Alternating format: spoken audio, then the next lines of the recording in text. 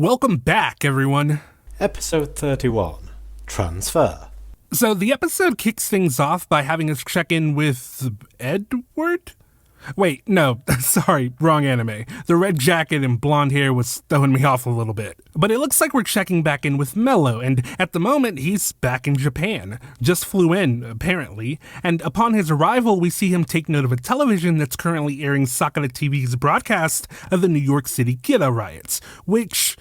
how is this even allowed? It's one thing to allow news stations to, document the situation as it unfolds, but that's not really what's happening here. Demigawa is orchestrating this attack, encouraging and inciting this mob, even possibly convincing others to come and join the fray, and it's just allowed to be aired on television? That just seems wildly irresponsible. But then again, I wouldn't be the network executive who makes the call to pull it off the air, because that just sounds like a guaranteed way to end up dead. But as far as the mob is concerned, this time around we get more shots of it, and there are a few things that I want to point out. The first of which is the fact that this whole crowd is, I think, entirely composed of men. Like, it's a certified cockfest, because I ain't seen a single woman in any of these shots. But secondly, I'm also noticing that the mob got nerfed between episodes, because before they were breaking the glass pretty easily, but now it's apparently super hard. I mean, that seems a little strange, in my opinion. It would make more sense if they were further into the building and encountered bulletproof or reinforced glass or something. But this shot is from outside, so I don't know. Maybe these dudes just skipped arm day or something. You can't hide from me. I'll find you. Not to discredit you or anything, but how the hell are you supposed to see anything from this POV? I mean, if they did sneak out and blend in with the crowd, all they'd have to do is stare at the ground and you wouldn't see anything. Also, I'm really curious as to what this mob looks like from your perspective with the Shinigami eyes active. I mean, do the names and lifespans not overlap? And what I'm saying is, have y'all ever been in a game lobby and had a bunch of people standing in the same area and the names just sort of overlap so you can't really see who's who? That's how I'm imagining this would look from her perspective. But okay, from there we head back to the task force. And wait a second, he's wearing the turtleneck again. Oh geez, they actually messed up with the animation in the last episode. Because, I don't know if y'all remember, but I pointed out the fact that between scenes, Light went from wearing this black turtleneck to wearing a white long sleeve shirt. But here he is again wearing just the black turtleneck during the same conversation with Nier. Also, something I found out from lurking on Reddit is that in the last episode, Light has 6 fingers in this clip. So shout out to Ninth One for pointing that out. You've got no choice, you better evacuate. You've got some nerve to say that, being Kira. I love how Nier's just completely dropped the pretense. No suggesting, no hinting, no alluding, fuck all that noise. You're obviously Kira, and I'm not gonna entertain you acting like you're not anymore. And to be fair, Light's not even really hiding it anymore. Like, he's over there just smiling. With everyone in the room with him, he's just smiling as he says this shit. My man just doesn't care anymore. But okay, Nier goes on to call this whole thing hella convenient, since it happened immediately after he called L number 2 out for possibly being Kira. Especially considering the fact that, according to Nier, there are several anti-Kira groups located in the city, and yet, somehow, everyone has flocked to this specific location. And at this point, Nier decides to just stop talking to him altogether and address the task force as a whole instead. Basically saying, y'all see what he's doing, right? Y'all have to see what is going on here, right? This man is Kira. And to be fair, Aizawa is really starting to see the writing on the wall. Light is Kira. This is all sounding way too familiar. The original L also thought that Light had to be Kira. Y'all, I love this particular shot because it really looks like Ryuzaki is side-eyeing Aizawa right now. But okay, as we head back to the ground floor in New York City, we see that things are going about as smoothly as can be expected with a mob of what are very likely stupid-ass people, as they've apparently begun infighting. Meanwhile, upstairs, the SPK's trying to figure out what they're gonna do next, with Rester suggesting that they find some way to safely evacuate before the mob breaks in, which then leads to Near kind of taking a moment to talk about the people outside. And let's break down what he says. I'm not surprised that there are ordinary people who support what Kid is trying to do. I'm talking about honest citizens who believe in their hearts that Kid will actually make this world a better place to live. And I think that's a valid point. Kind of going in line with what Matsuda was saying in the previous episode. It does make sense that some people would believe that this is a better world to live in now that crimes and wars and conflicts have been pretty much neutralized. As for this crowd outside, they're a completely different breed. They are truly despicable and stupid. This is just a diversion for them. They're all selfish. So he's 100% right here. These people aren't here because they necessarily believe that Kira is making the world a better place. They're here because they need a distraction from their own mundane lives. They may think or tell themselves that they want to be a part of something, a movement or whatever, but at the end of the day, they only care about themselves and what this whole situation does for them personally. Which is why we see them start to fight against each other, because they don't want to share the glory with anyone else. They want it for themselves. I mean, look at this shit. They're really just going at each other at this point. It's honestly just pathetic. But after Near finishes up his speech, Rester's basically like, okay, that's cool, but we still need to get the fuck out of here. And Near responds by saying, we'll use L's legacy and the anti-Kira protesters we hired. And that first bit is pretty interesting because you hear it and you're like, L's legacy? Then your interest likely gets piqued a little more once Rester follows it up by saying that they only have one shot with that plan, meaning it must be something big if they can only pull it off one time. So, what is it? Well, let's find out. It's What was it that Near called these people? Despicable, stupid, selfish? Yeah, sounds about right. So L's legacy was in regard to L's money, of which, well, there was quite a lot. And with the money literally pouring out of the building, the pretense behind supporting Kira goes up in a plume of smoke. Because at the end of the day, these people don't give a fuck about Kira. All they care about is themselves. Hell, even Demigawa is out here trying to get some loot, and I imagine that dude is loaded as is. money! There's so much! Old greedy Tuxedo Mario looking ass.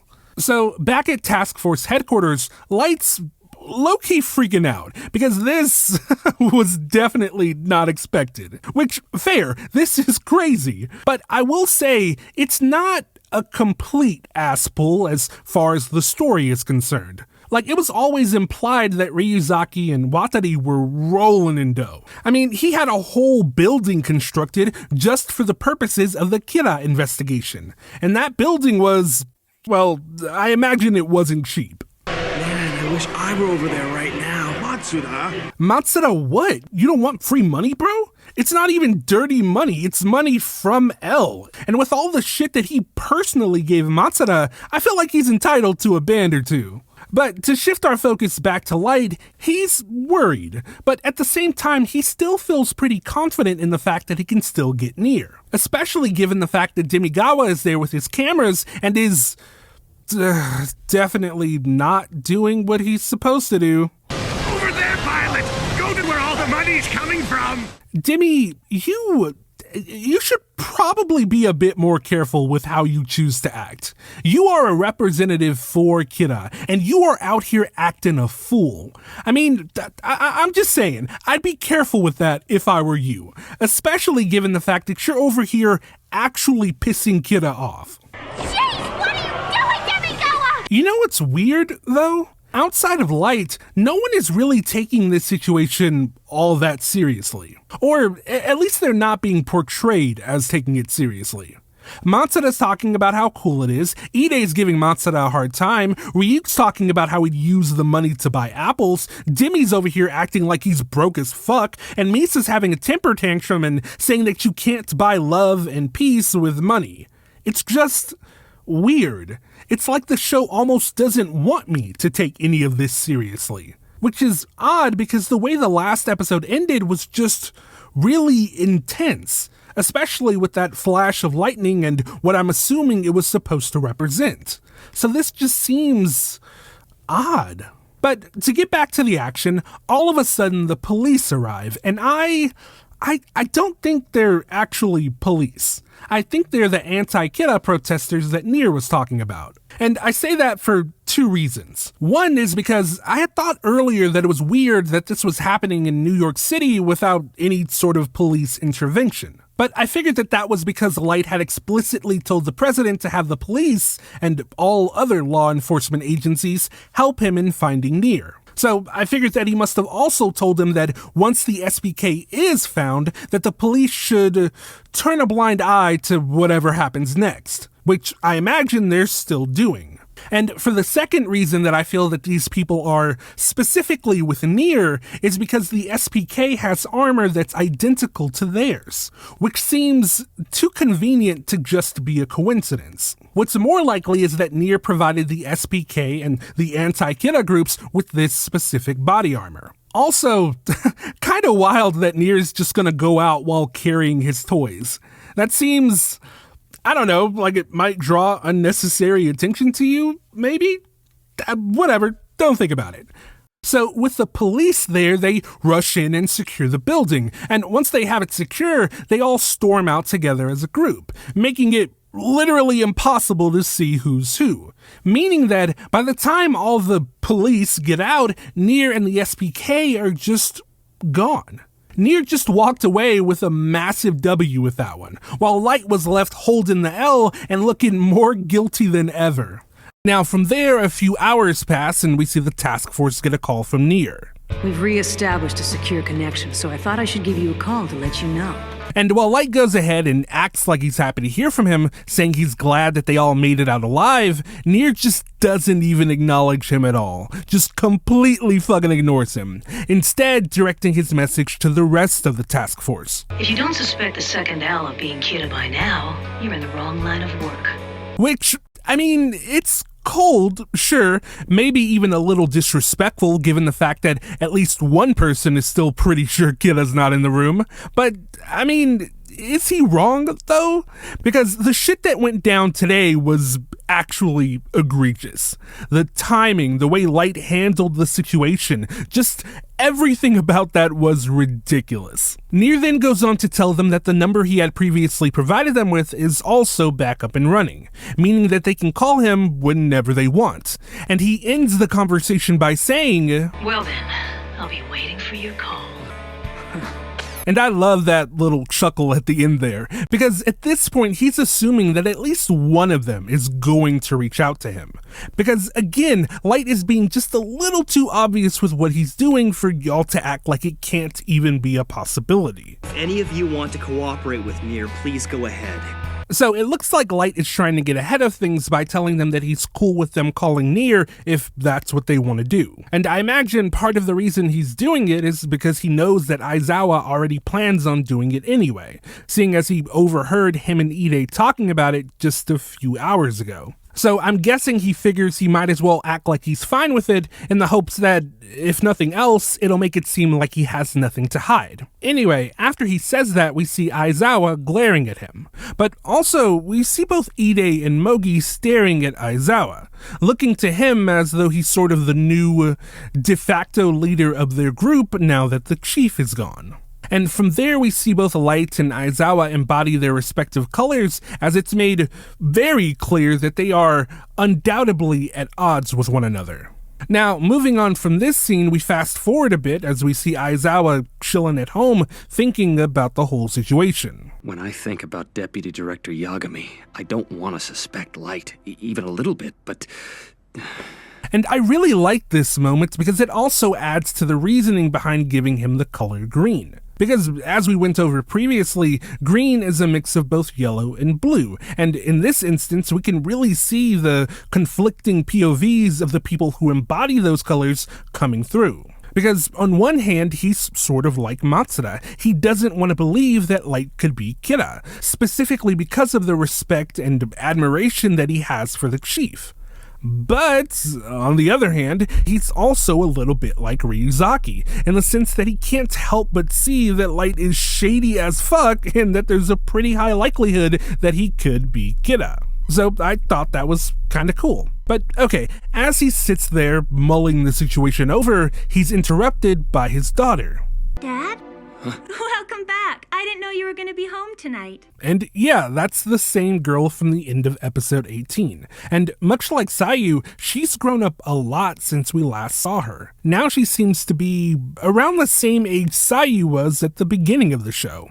And it's nice to check back in with her, even if it's only briefly. Also, this moment that they have together where he asks her why she's up so late and she says that she's up studying for exams and he responds by telling her not to push herself too hard, it's nice.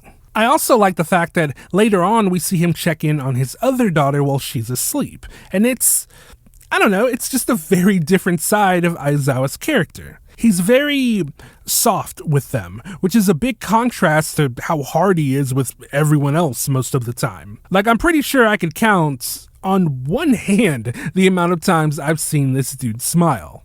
But after that, we transition back to the task force where we find Light, Matsuda, and Mogi situated in their current headquarters. But it's looking like it must be pretty late, as both Matsuda and Mogi are knocked out. And while the both of them are sleeping and dreaming, Light's up plotting and scheming. I wouldn't be surprised if one of the others contacted Nier. It's inevitable. The problem is what comes after that. I've got no choice but to do it. Now, immediately after that, we transition to Misa, as she receives some sort of instructions from Light. Now, what those instructions are, I can't say just yet, but judging from Misa's reaction... No way. It's gotta be something big. Now, from there, we switch scenes yet again, as we see Nier getting a phone call from none other than... My name is Aizawa. I'm with the Japanese task force. So it looks like Aizawa has gone ahead and followed through with his decision to reach out to Nier. But before we get into the conversation itself, I wanted to point out two things. One is the fact that as Aizawa is making this call, we see that Nier has information on each of the task force members splayed out in front of him, which is kind of a big deal, because I'm doubting he got that information from Light.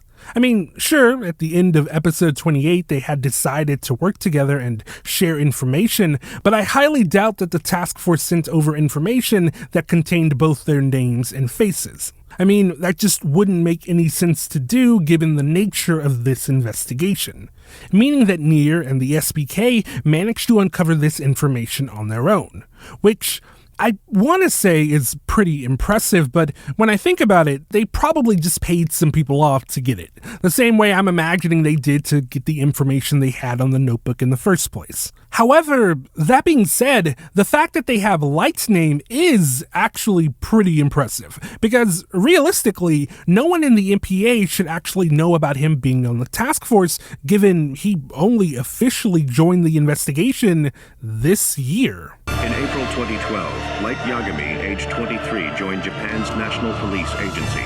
So money couldn't have gotten them that information, meaning that they had to do some kind of sleuthing to figure that one out. But moving on from that, the second thing I wanted to point out is the fact that this scene starts off with some dice falling, and it kind of reminds me of the old idiom, the die has been cast. Probably because I remember Lelouch saying it in episode 4 of Code Geass, but essentially the phrase is meant to infer that a course of action has begun and cannot be stopped. And with Aizawa calling in, it's basically saying that this is sort of a point of no return for the investigation, as the task force has officially decided to start working with Nier against Light. Now, while I imagine y'all are just itching to get into the conversation itself, we're gonna have to hold off for just a second as we jump back into how to use it. First up, when regaining ownership of the Death Note, the memories associated with the Death Note will also return.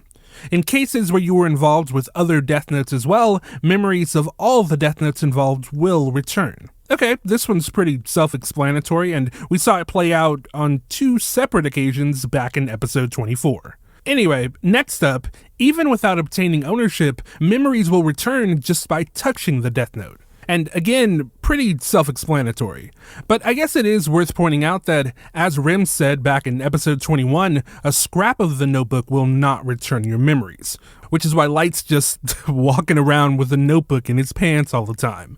Or actually, well, we'll get to that in a few minutes. Now, when we get back from the break, we actually end up checking back in with Misa for a second, and she's saying some pretty interesting stuff. If I do this, my safety is guaranteed, and I can finally just be a normal wife. Like I said, interesting. But for the sake of mystery, we're gonna hold off on getting into what all this means for the time being. But don't worry, all will be explained by the end of the video. But for now, we'll leave Misa and check back in with Aizawa and Nier, who are already deep into their conversation regarding the investigation timeline, with Aizawa already having told Nier about both Light and Misa's incarceration, though I will note that he hasn't actually named them, despite Nier asking. So, who was it? Who were those two suspects? I can't tell you that much. Which, I can respect the idea behind that. I mean, if he told them, then it could put them in danger. Like, as far as Aizawa knows, Nier might also be working with Mello. I mean, it seemed pretty obvious to everyone that the whole thing about Mello managing to get away after being apprehended and interrogated was total bullshit. So, if he were to give Nier, Light, and Misa's names, it could result in Mello finding out about it and subsequently going after them. And Lord knows we don't need Mello fucking with yet another member of the Yagami family.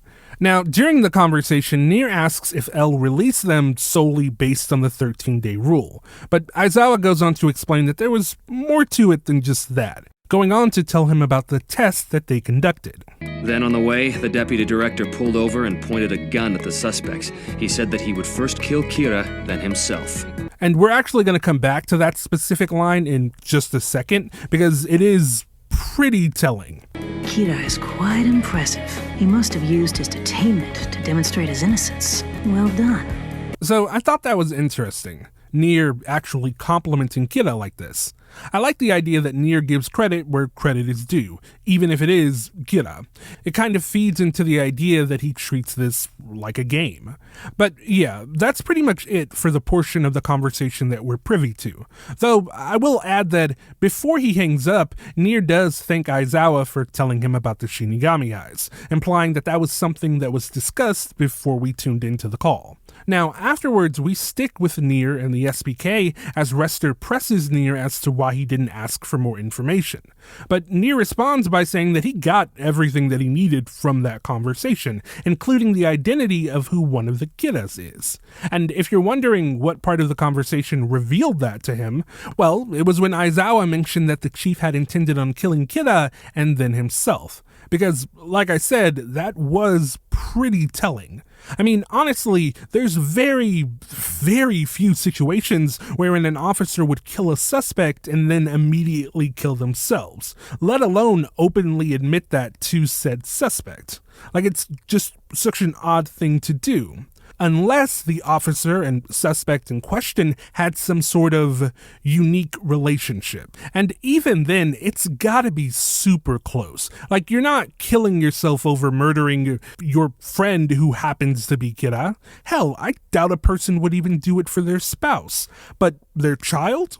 Someone who they raised and were responsible for? Yeah, I could definitely see someone killing themselves because they feel responsible for bringing a monster like Kira into the world. Like, deadass, I gotta take responsibility for this because Kira would not exist if I hadn't busted that nut 20-some years ago. I straight up started this story. So, while Aizawa did show restraint and try to avoid giving too much, he unintentionally gave Nier exactly what he needed to discover the fact that the second L and the person I think is Kira can only be one man, Light Yagami. And I guess the only other thing I want to point out before we switch scenes is the look on Nier's face as he puts it all together.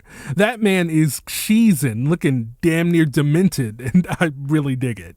Now from there we transition to the following day as Aizawa just comes right out and says, "There's something you should know. I phoned near and talked to him. And I just love both Matsuda's and Light's reaction, because Matsuda is shocked. Like, you did what? But Light, fucking Light, looks like he's thinking, you little bitch. This shit is actually so unintentionally funny to me. But Aizawa continues, and he really does not hold back, because he goes on to make it crystal clear that he's not just verbally accusing Light. He's also launching a full-on investigation where they'll be monitoring his and Misa's every move. He even goes as far as to say that he'll be heading over to their apartment right now to search the place, because he thinks that Misa might be in possession of her own notebook. Now, in response to all of this, Light's just very agreeable, even though his facial expressions are clearly showing that he's about fed up with these guys. Go right ahead. Look at it this way. At least you can prove to everyone that I'm not sneaking around and contacting Misa in private, right? Honestly, I wonder how it feels to have him respond like this. Because, I mean, he is, once again, being accused by these guys of possibly being Kira, and yet he's just so chill about it.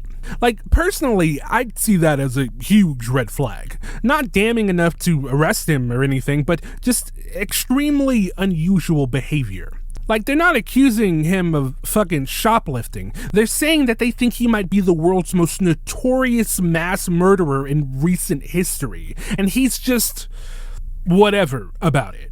Don't worry about it, he says. Go right ahead, he says. Like, in comparison, remember when Ryuzaki suggested to the chief that there was a chance that Kira might be a member of his family? Remember how angry and insulted he was about it? Now compare that to what Light just said.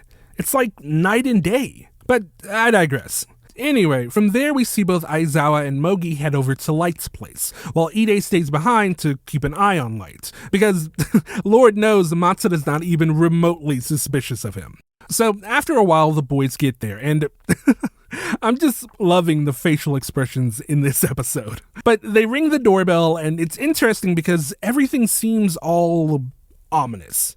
The dreary weather, the shot of the inside of the apartment looking all dark, the sound of Himitsu playing in the background, all of it leading up to the door just slowly opening up to reveal... Mochi! Monchichi! Long time no see, you two! Y'all, what's even going on here anymore? Well, there's no way she's got the notebook hidden on her dress like that. Well, at least they're giving us a reason for the fan service this time around. But okay, they come on in under the pretense of a bomb threat being made against L, which I will say is a pretty nice cover, giving them free reign to the apartment without much fuss on Misa's part. I mean, at one point she does try to call Light, but even that's explained away pretty easily by saying that he's busy at work and that he sent them in his stead to take care of her. And Misa, being the lovable ditz that she is, just goes along with it. So while they begin their search, we check back in with the task force for a moment. I wouldn't like all the suspicion to ruin the atmosphere around here. This isn't a social club. So I completely understand where both of them are coming from. In regard to Ide, I get that it's definitely not a social club, and they've got serious shit that they need to get done. But honestly, I also definitely resonate with Matsuda saying that he doesn't want all this bad energy to fuck up the vibe. Because people being angry with each other at work, on top of the fact that they have to work so closely, oh, it's just the fucking worst. Shit just makes you want to call out so you don't have to deal with it.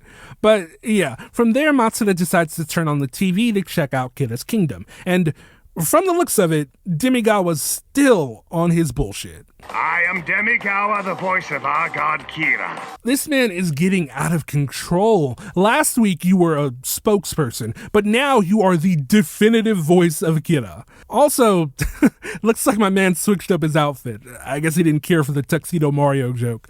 But yeah, he's definitely leaning into the more religious fanaticism of it all. Behold! Its construction is going smoothly, but will depend on the generous support of our loyal viewers. This man is deadass getting people to send in money to construct something for Kira without actually getting approval from Kira. Like, at this point, this is just a grift. And I'm just saying, man, maybe proceed with caution. I don't know, just a thought. Now, back at the Yagami Amane household, we see the boys finishing up their search and telling Misa that it must have all just been a prank. But they also tell her that, just to err on the side of caution, one of them is going to stay and keep an eye on her. Mogi, why don't you go back to headquarters? I'll stay on guard here. This man think he's slick, volunteering to watch over her after she says she's been bored and lonely without Light here. You ain't fooling nobody, Aizawa.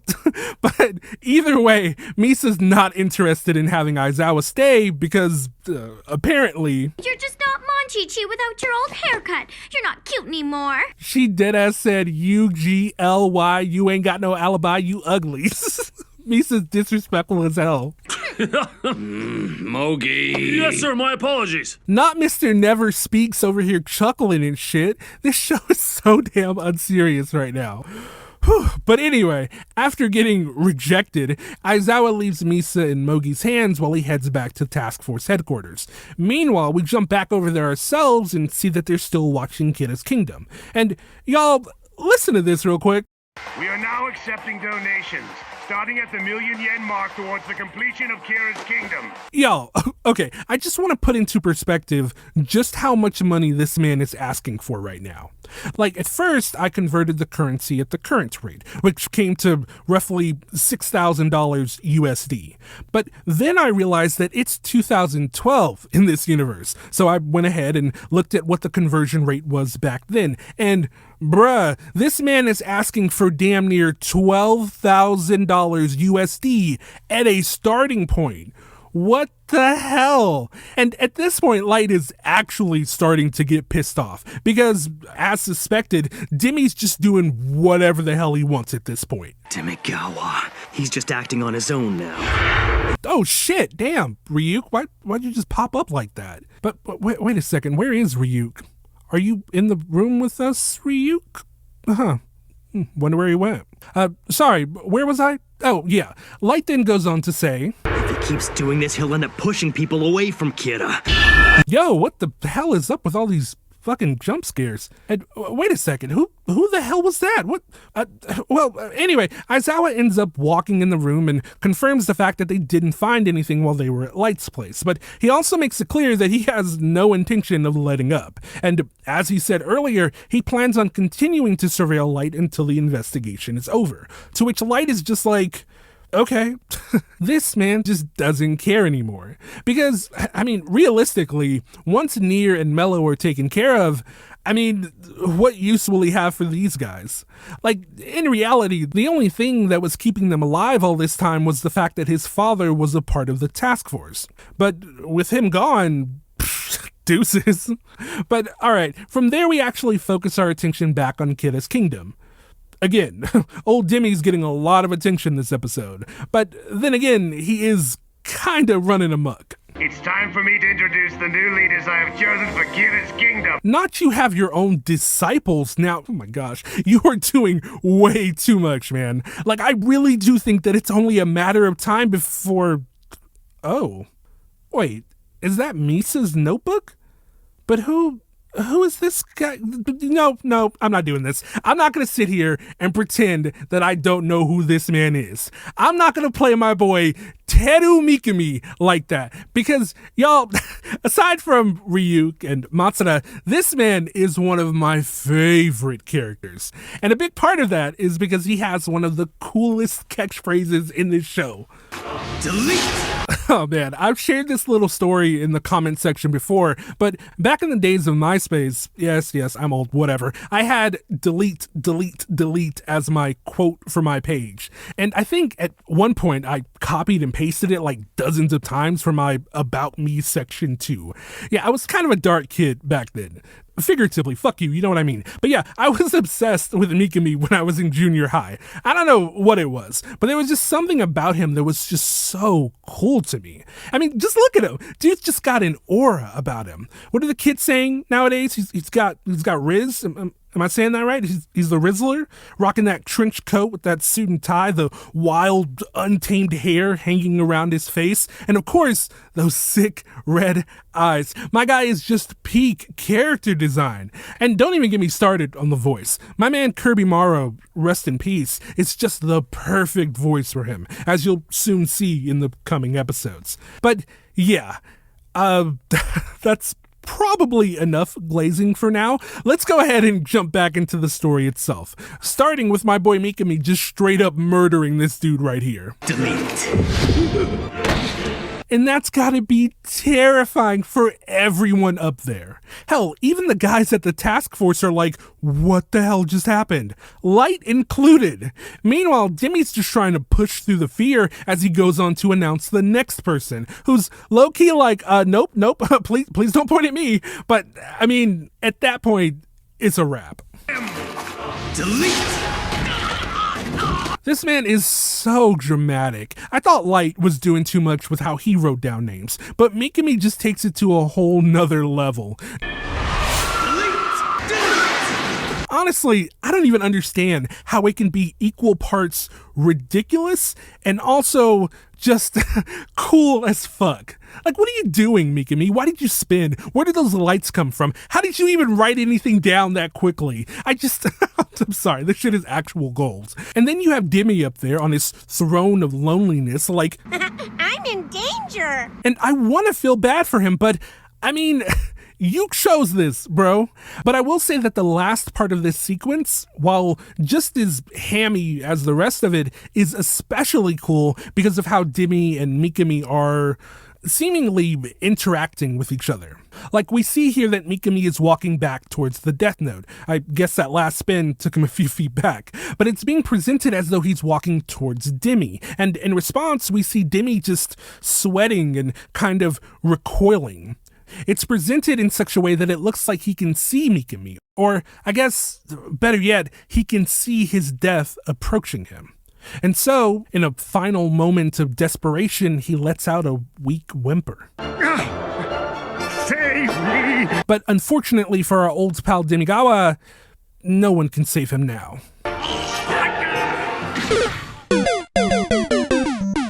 And damn, that was definitely one hell of an introduction. Mikami came in and quite literally stole the show, leaving everyone confused as hell. The hell is this? Why would Kira kill his own supporters? And I could see how that would be confusing.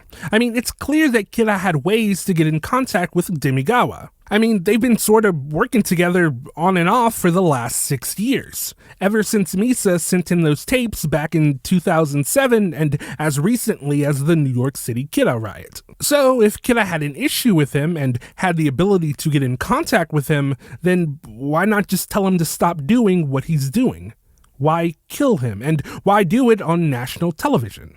Well, I would argue that it was to send a message that all of this is not what Kira is about. And the fact that Demigawa went so far as to invoke Kira's name while trying to swindle people out of their money, like, no bitch, be humble, sit your ass down.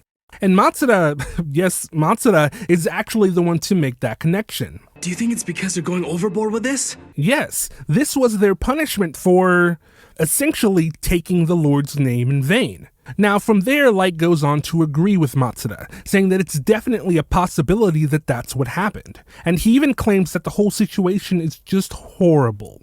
Meanwhile, Aizawa's just like, what the fuck is going on?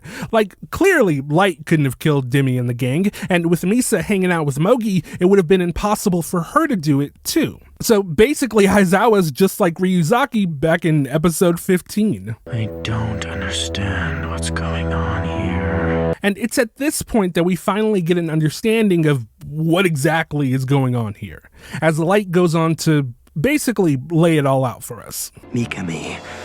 I can definitely use him. It seems I was right to choose him for this. So Teru Mikami was specifically chosen by Light to act as Kira on his behalf, making Mikami the fourth Kira. And to get a better understanding of how all of this transpired, we need to go back to earlier in this episode, back when Misa got that email from Light. You know, the one that had her saying that if she takes a certain action that her safety will be guaranteed and she'll finally be able to just be a normal wife. Well, the action in question was actually forfeiting her notebook and sending it to Mikami.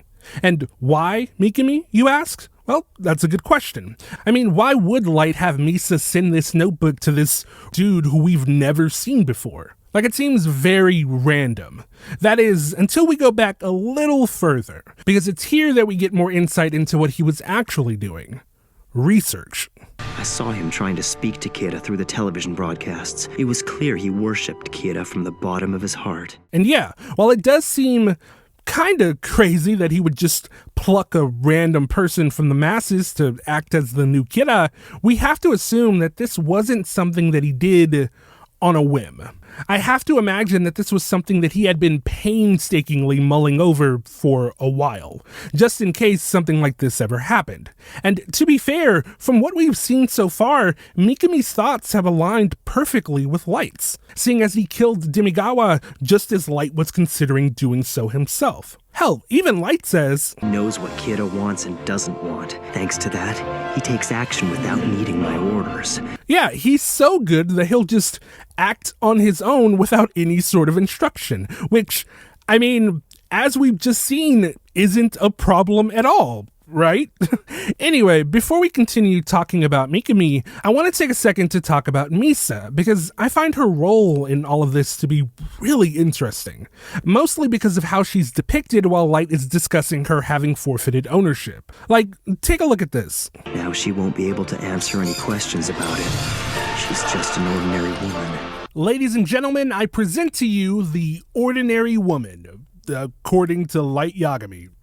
That girl looks absolutely unhinged. But aside from that, I want to take a second to discuss this bird, because for the life of me, I've been trying to make sense of what it's supposed to represent. And that's mostly because every other time we've seen it, it's been relatively calm and relaxed. However, here we can see that it's about as unhinged as Misa is, albeit in a different kind of way. Now, in an attempt to try and figure out the symbolism behind the bird, I decided that I first needed to identify what kind of bird it was. And as it turns out, it's a lovebird, which I thought was, in and of itself, noteworthy.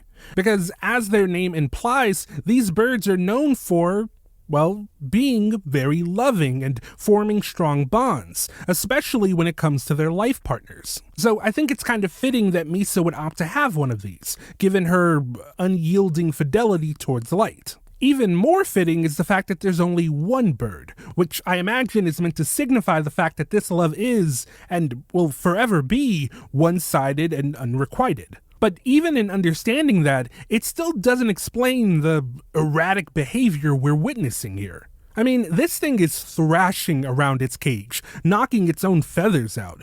And all the while, Misa is sitting there with this plastic smile on her lips and that vacant look in her eyes. It's honestly extremely unnerving. But anyway, if I had to take a stab at what's happening with the bird, I would say that perhaps it looked to Misa as its partner. Because lovebirds can form loving bonds with humans too. And from my, albeit limited, research, I've come to the understanding that lovebirds tend to exhibit erratic behavior when they lose their mate. So, if the bird was looking to Misa as its companion, which is a thing that can happen, then perhaps it's come to understand that the version of Misa that it knew is, for all intents and purposes, gone. And the reason I could buy into that is because animals tend to be able to sense changes in people. Like, animals are actually very intuitive. But yeah, I'd argue that that's why it might be freaking out like this. Well, either that or she just hasn't fed it. Who knows? And I do actually mean that question literally. Which of you know? Any ornithologists in the chat by chance? Well, whether you are one or not, leave a comment letting me know what y'all think, because I'm interested in getting some additional input on what y'all think the bird is supposed to represent here. But okay, moving back to Misa and what Light had her do, I mean, it's kind of brilliant. Though I will say, even if she didn't forfeit ownership of her notebook, I wouldn't really be all that concerned about her giving anything away to the task force. Because Misa has proved time and time again that not only is she willing to do just about anything to ensure that Light is happy, but that she's also very good at keeping secrets. Hell, she straight up got tortured for 3 days and didn't say a damn thing. But really, the point of forfeiting ownership wasn't so much to keep Misa from talking, but more so to ensure that someone was out there continuing to carry out Kira's will. And with both he and Misa now under constant surveillance, it just makes sense to have her, well, get rid of it. Now, as we make our way to the final moments of this episode, we get some additional insight into who exactly Teru Mikami is by way of a questionnaire that he filled out at one of these Kira's Kingdom rallies. And as far as the questions go, they're pretty simple. Like, one mentions whether or not he would like to participate in one of the shows. And from the montage we're seeing here, it looks like he showed up to these events on at least 3 different occasions, which isn't super obvious given the fact that he's wearing the same exact suit and tie every time. But if you look at the number pinned to his suit, you can see that it switches from 34 to 19. And this final shot shows him off in the distance while everyone gathers around Demigawa. And basically this is just meant to convey to us that he is a Kira stan for sure, because I imagine he's been to far more than just 3 of these things. And honestly, to stay on the topic of what he's wearing for a minute, I imagine him doing that was very much intentional. Because personally, the fact that he was consistently wearing the same thing in all of those clips was one of the very first things that stood out to me, which makes me think that Mikami may have been hoping that it would also stand out to Kira. And if it was intentional, then, I mean, shit, good on you, Mikami. It worked out in your favor. But moving on, the next thing they show us is his occupation, which reveals that he is actually a prosecutor, like a lawyer, which I thought was pretty interesting. The 2 current Kiras are literally law and order. And what I also find interesting about this reveal is that I can actually 100% understand Mikami being a Kira stan, given his occupation as a prosecutor. Dude's probably seen the worst of the worst when it comes to criminals. He's probably taken hundreds of cases, heard countless testimonies from victims of crimes, seen the worst of what humanity has to offer, all while doing his very best to put as many bad people away as possible, knowing he'll never be able to get them all. Honestly, a prosecutor that worships Kira makes complete sense as a potential candidate to take over as Kira. Because not only does he believe in the mission, but he, hell, probably more so than Light, is legitimately qualified to look over a case and come to a decision on whether or not that person should face judgment. Like, honestly, it's a 10 out of 10 writing decision from Oba-sensei on that one. Now, from there we get some more personal information about Mikami, such as his full name, his year of birth, and where he currently lives, which apparently is the Kyoto prefecture. Now, before we get to the last question on the survey, we actually get some more lines of dialogue from both Light and Mikami, with Light having a voiceover that says, "There was no mistake in my selection. He's more than worthy of becoming the hand of Kira." And to that I say I wholeheartedly agree with one of those sentences, and I am actively laughing at the other one. I'll leave it to you to assume which is which. And then after that we have Mikami saying, "Shinigami, thank you for coming to me. Now I'll be able to punish evildoers with death." And I really like this moment because it kind of speaks to the type of person Mikami is.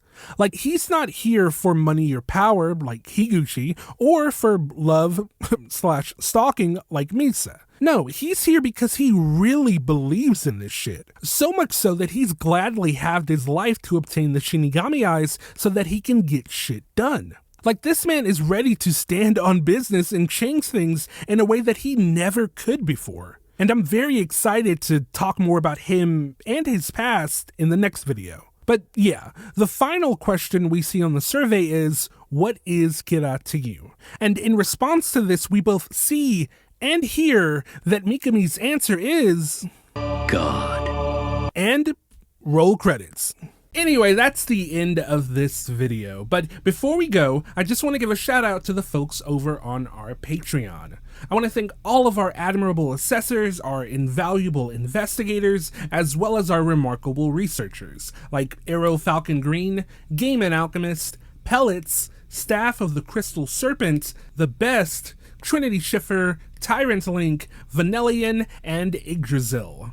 And lastly, a special shout out to our official overanalyzers. Thank you Asia, Cavarax XC, Chicken Wugget, Cody for Now, C-Mart, Croy Raiden, Emilia, I Am the Blonde Asshole, Joey Hellbig, and Mac J. Dave, who actually did the intro for this episode. I just want to say thanks again to all of y'all for helping make these videos possible. But yeah, if you liked this video, then consider dropping a like. If you really liked it, then consider subscribing. And if you just loved it and want to support the channel, then consider joining the Patreon. Anyway, that's it for this time. Until next time, friends, peace.